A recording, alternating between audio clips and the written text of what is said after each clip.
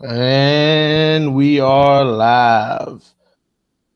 Back to Sports Scrutiny Live. All right, BJ. I'm special for you guys. I know I'm coming on a little late. Let's see. I got a special guest for you guys tonight. Guest is UFC's featherweight Leah NIDAS Letson. Now, background on Leah.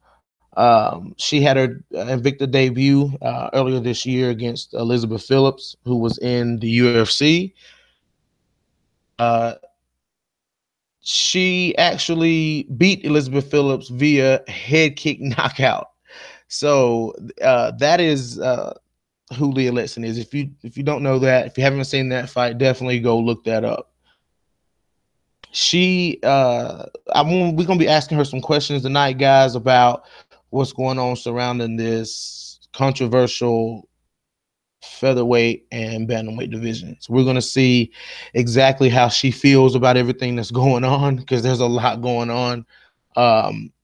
We're going to be talking to her about everything, and hopefully you guys tune in with us and ask your questions. But just a couple things talking about. We're going to be talking about the upcoming fight with Chris Cyborg versus Holly Holm. We're going to get her on that. We're also going to get we're going to ask her what's coming up for her, if she's going to be joining in right at 10:30. So got a couple minutes to sit here and talk to me. All right, so let's see here. We had the interview last week with Damian Brown. Unfortunately, there was a default in there was a mess up in the technologies, and he wasn't able to finish the interview.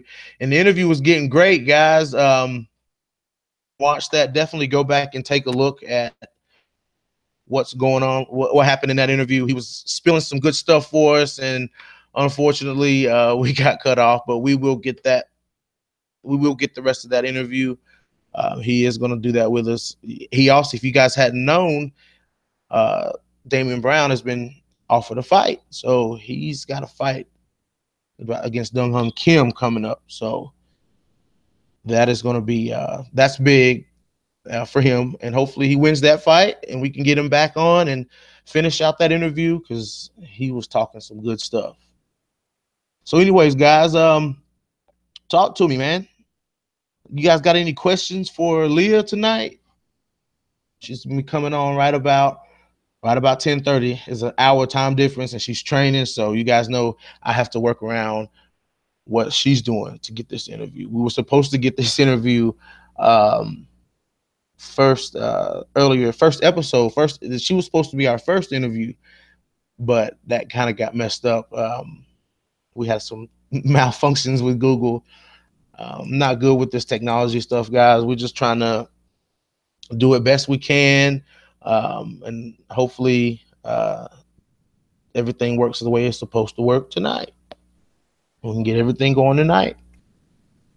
But yeah, so we got Holly Holm versus Chris Cyborg coming up. I mean, this fight right here is going to say a lot for um, the divisions with the featherweight division.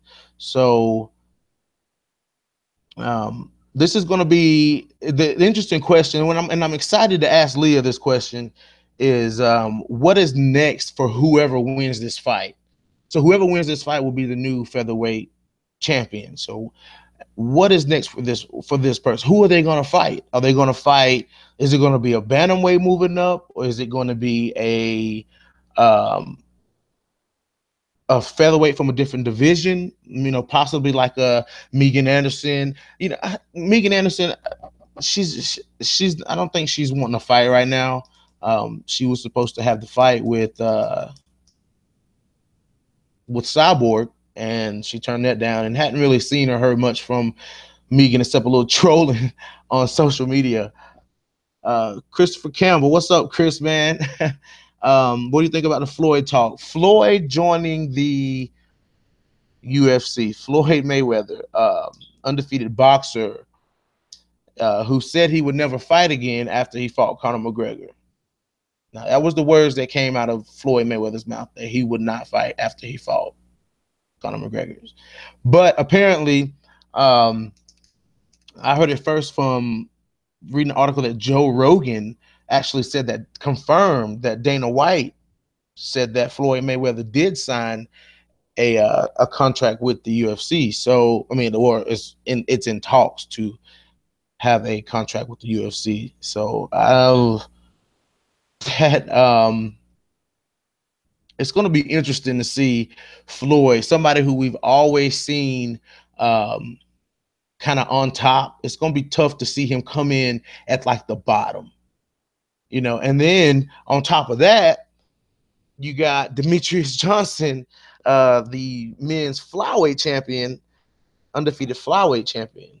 Well, he's not undefeated, but the reigning champion with his super long win streak right now. He actually is trying to welcome Floyd Mayweather into the UFC, and that's not a good look for Floyd Mayweather, unless Floyd Mayweather takes to mixed martial arts really, really well. It's gonna be hard to see Floyd try to stay in there and fight somebody like Demetrius Johnson, because Demetrius Johnson is Demetrius Johnson. I mean, Mighty Mouse is no joke. He is definitely one of the most dominant champions in the UFC right now.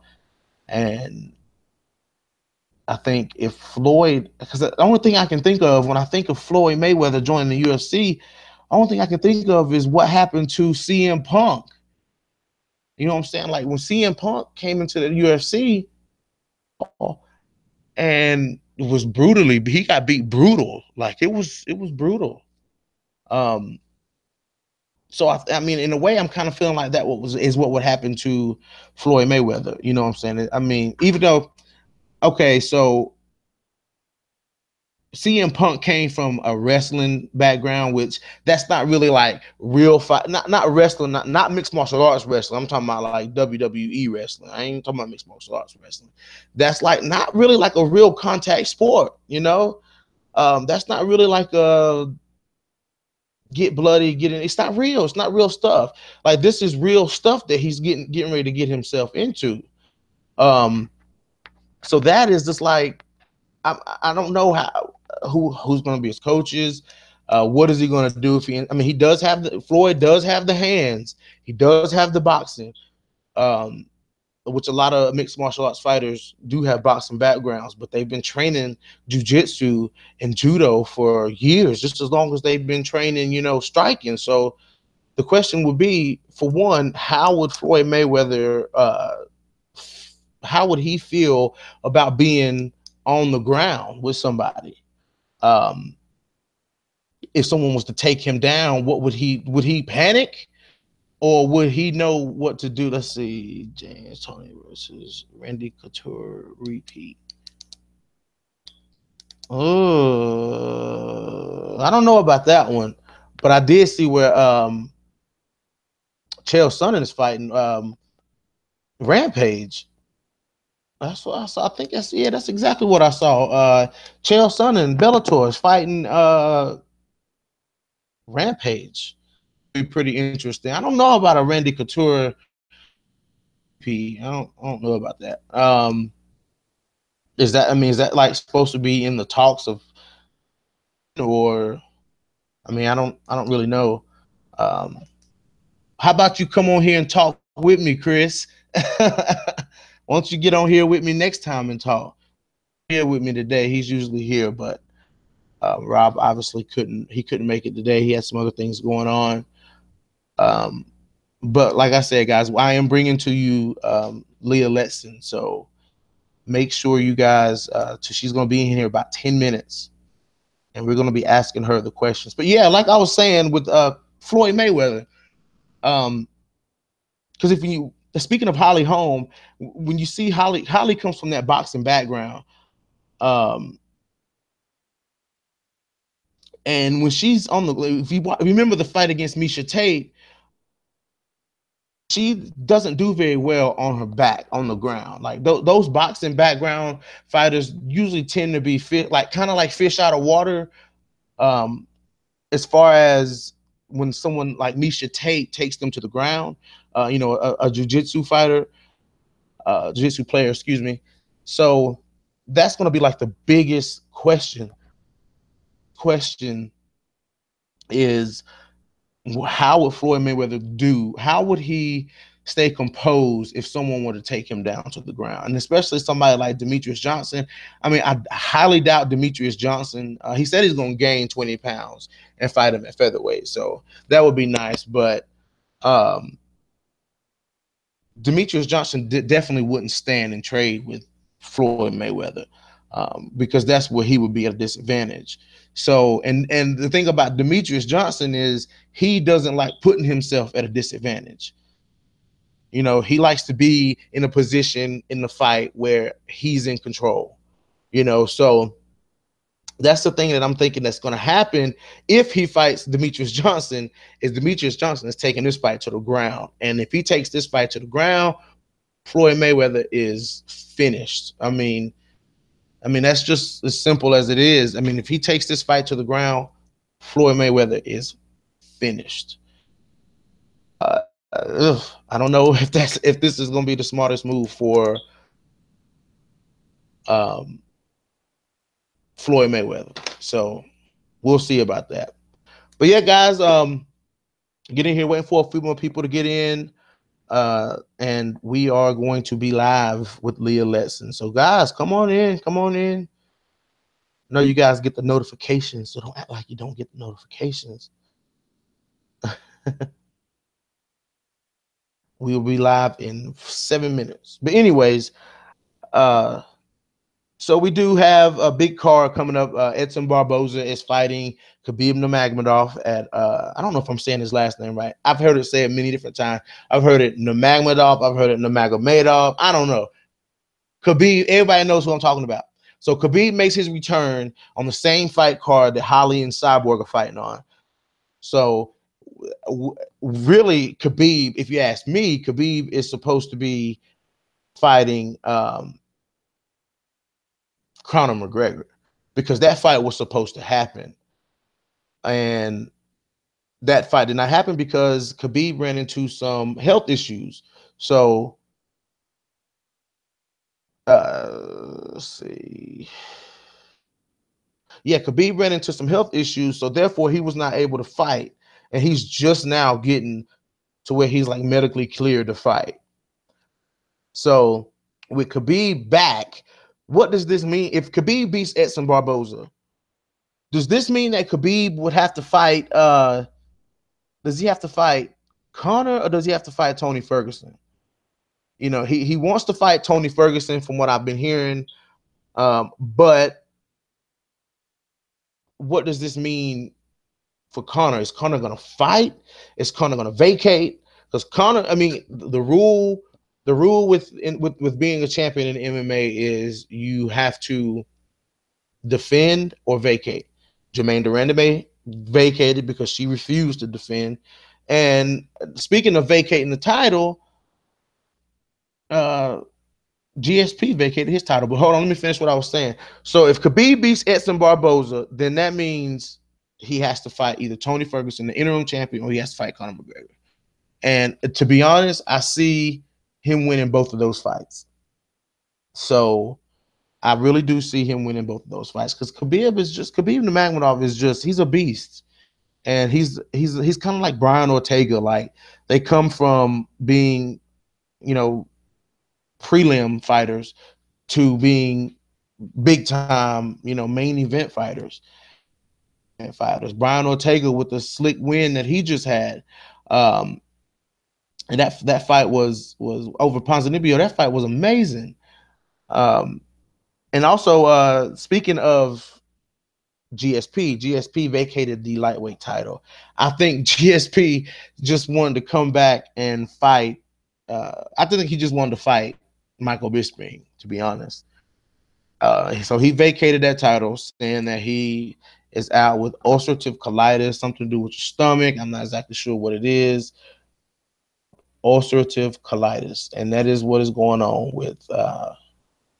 That is what is going on with GSP at the moment. So Tyron Woodley also said that he is willing to vacate his title. He's willing to vacate his title to move up and fight GSP for the belt, which I don't think that'll be such a smart idea on his behalf because he needs to stay. He needs to defend that title. Tyron Woodley is the champion. He doesn't need to give up his belt just for a money fight with GSP. It's just, to me, it just wouldn't be worth it. You know, he needs to stay where he is. He needs to clear out that division, and he needs to do what he needs to do. Robert Whitaker is now the champion of the lightweight division. He was the interim champion. So just let Robert Whitaker go on his reign, go on his rant. You know, let him do what he's gonna do. Tyrone, you just worry about those welterweight boys, because those welterweight boys are tough. And to beat the best, you got to fight the best. And right now, Tyron Woodley's the best. He's the best. So if Tyron is the best, then that's it's gonna make for the most entertaining fights. You know, if you know these guys are gonna people. I mean, you got Darren Till coming up, you got Stephen Thompson, you got Robbie Lawler. You got these guys in this division, you know, that are good matchups with Tyron Woodley. So that's interesting to see what's going to happen with that. Guys, 3 minutes. Countdown, 3 minutes. We are live with Leah Letson in 3 minutes. 3 minutes. And we got questions for. I got questions for. I want you guys to give me some questions for. Like I said, Leah Letson, she is an up-and-coming prospect in the world of women's MMA. She's blazing her own trail through. She's doing her thing. She's looking impressive out there, and she serves our country. So we most definitely have to show her some love tonight, guys. Let's see who we got in the live chat here. Tisha Miller, hey. Nancy, hey. Hello, everybody. It's just me tonight. It's just me tonight. But you can go ahead and hit that. Go ahead and hit the like button, the thumbs up. Let's show Leah some love tonight, guys. Because she was nice enough to do this interview with us again, even though we messed it up the first time, but we're not going to mess it up this time. Let's see.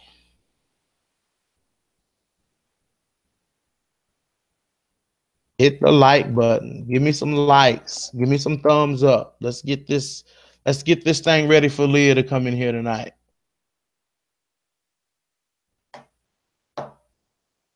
Yes, RDA. Absolutely, Christopher. Absolutely. Rafael Dos Anjos. Yes. And that was an impressive win over Robbie Lawler. Very impressive. Very impressive win. Let's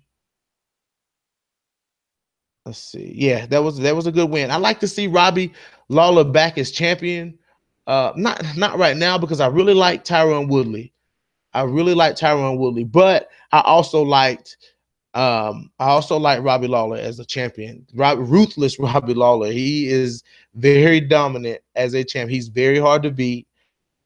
Watch that fight between him and RDA. I suggest you guys go back and watch that. That was one of the best fights of the year. Let's see, guys. We almost live with Leah Letson. She's coming any minute.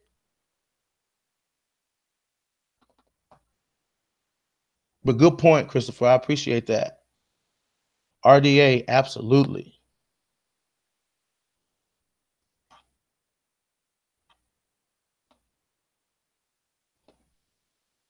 All right, guys. She should be here any second. But yeah, guys, this will probably be the last show of the year.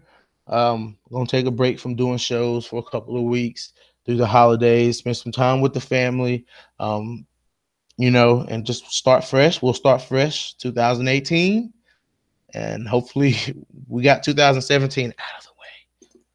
We finally got 17 out of the way. 17 is when we started this, and we've had fun doing it. We appreciate you guys watching. You know, we just do this for fun. We do it for fun. 2018, we're gonna bring you a whole new and improved sports scrutiny. You better believe that.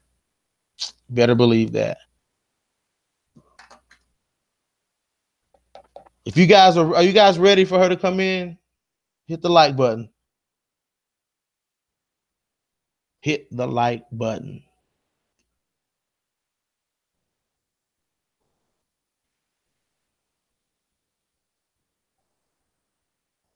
Hit the like button.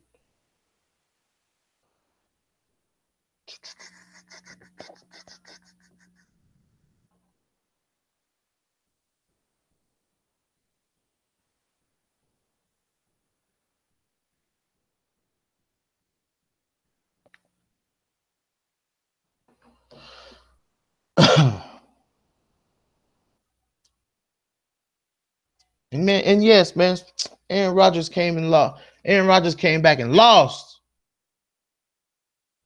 The Green Bay Packers are done. The Green Bay Packers are done. Hold on, guys.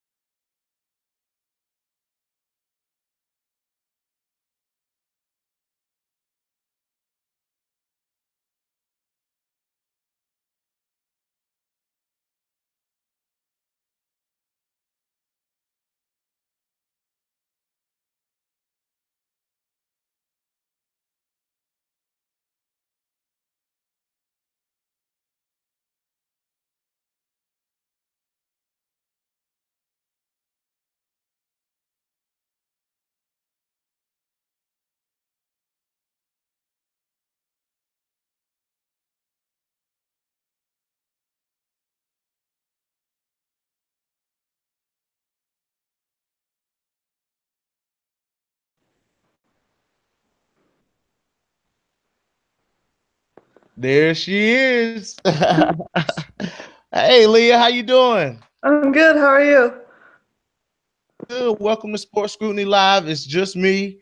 My coworker Rob isn't able to go live tonight, so you stuck with me. My link works. So welcome back. How does it feel to be home?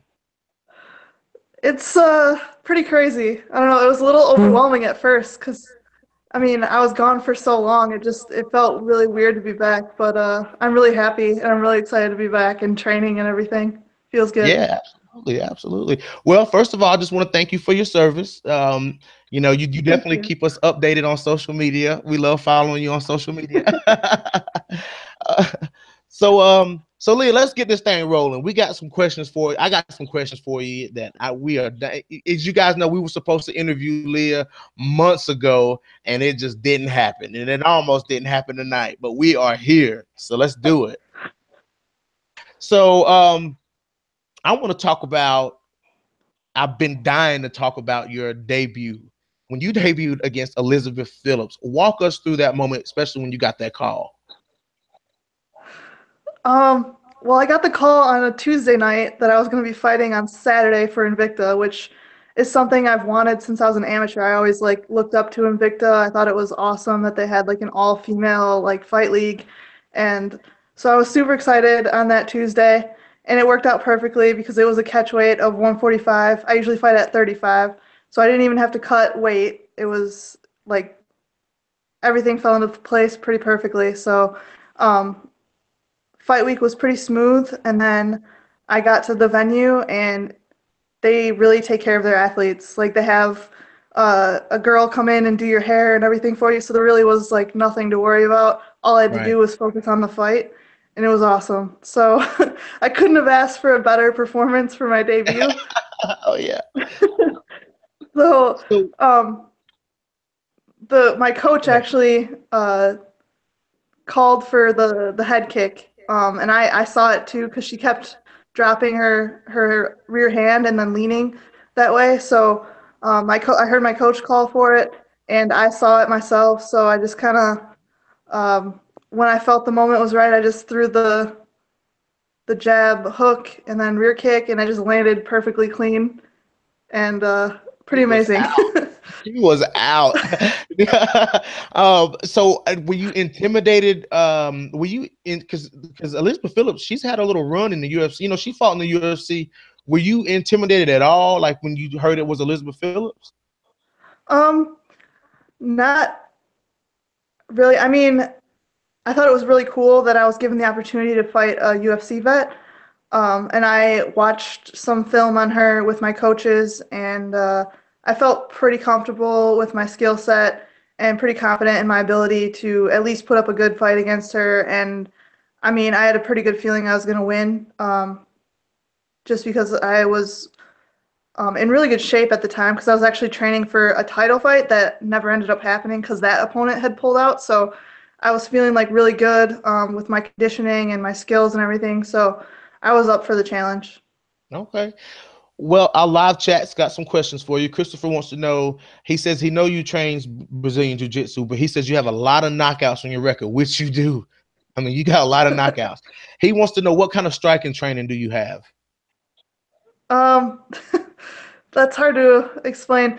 So it's not just like straight Muay Thai. We do a little bit of all kinds of kickboxing. I have a Taekwondo background. So I kind of blend all of the styles of striking together. And my coaches are really good with helping me blend all my styles together. So I'm not just like strictly Muay Thai or strictly Taekwondo. And I think that that's what makes me unique. And so that's what I train is not one particular style, but all styles. Okay, okay, all right. Well, I saw it my first time seeing it was on your Twitter.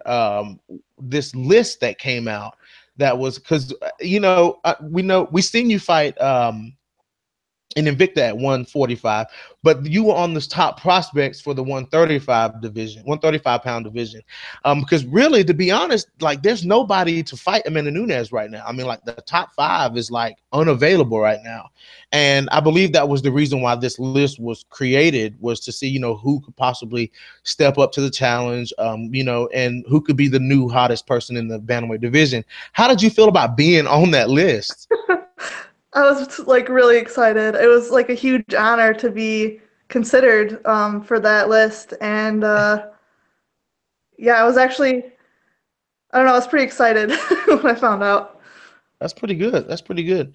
Um, So I got to talk to you about this featherweight division. I know you fight. I know you prefer to fight at 135, but you have a champion in Cyborg, and she's beat everybody that has stepped up pretty much in the featherweight division. Not everybody, but she beat Tanya Evinger, for the title. She beat. I mean, and then Megan Anderson pulled out of the fight, which nobody understands why she did that, but.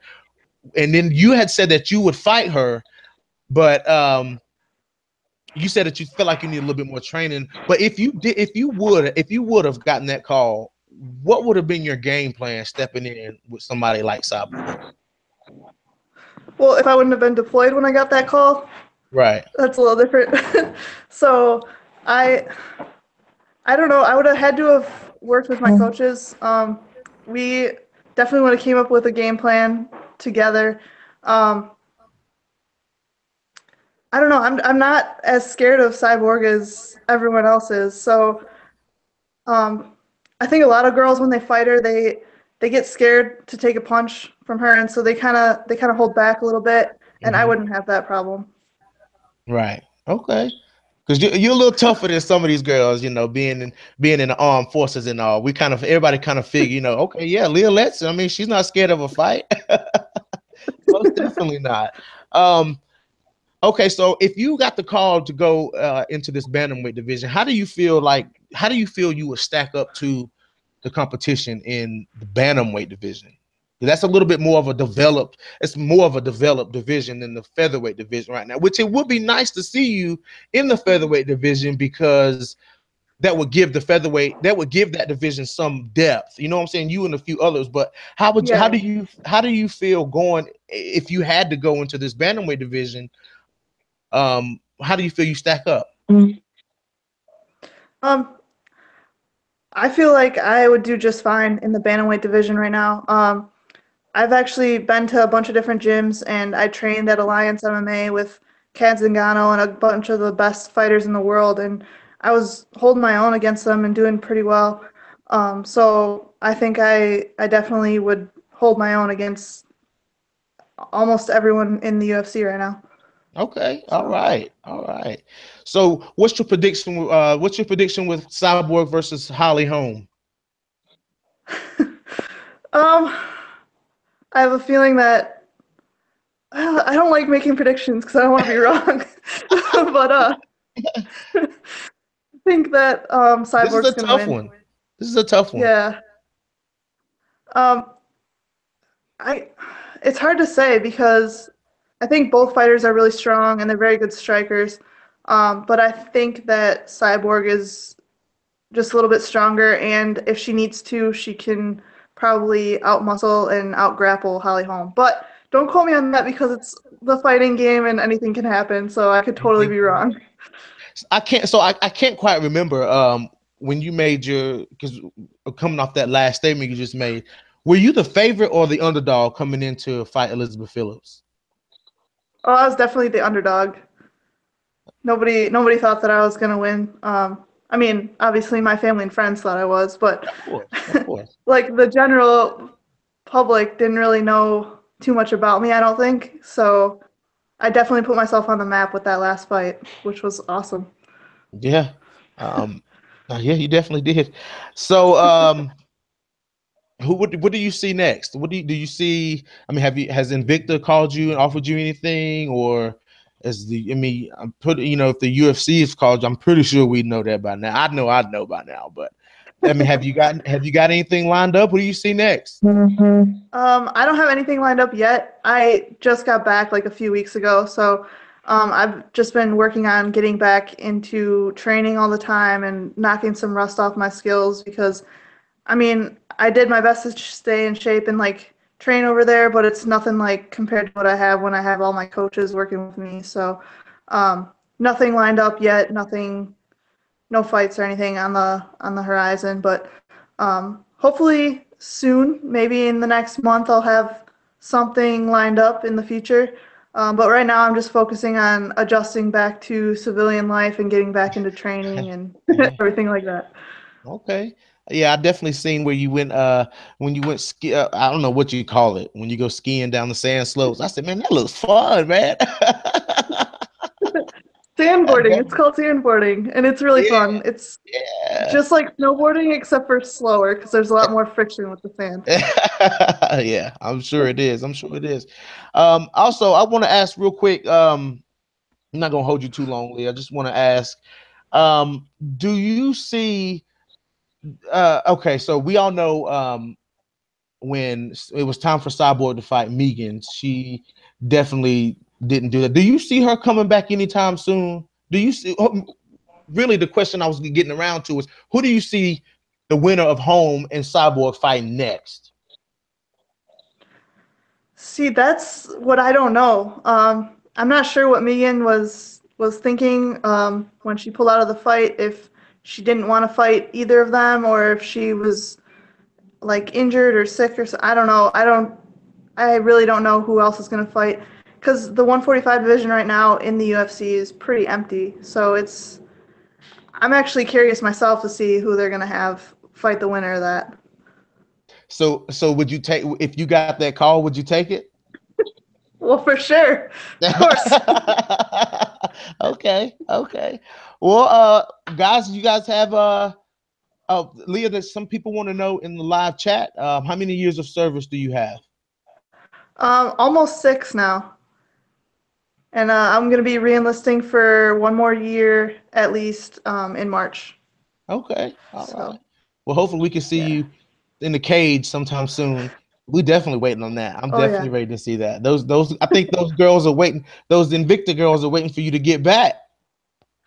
I can't wait to get back. Well, guys, that is all I got with Leah. Told her I wasn't gonna keep her long. She's busy. She just got out of training. I know she's tired. Well, guys, thank you so much. Leah, thank you so much for coming in with us. We appreciate it. And hopefully when you get into the UFC or either your next fight or whatever, we'll get that second interview. Oh yeah, for sure, for sure. Thank you for having me on. I appreciate it. You're welcome, Leah. You have a good one. You too.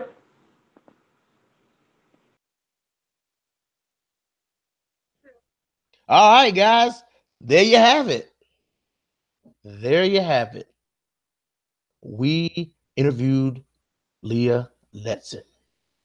So you heard her answers to the questions of what was going on. You guys heard it. I tried my best to ask the best questions I could. So like I was saying, it's up in the air of what's going on right now.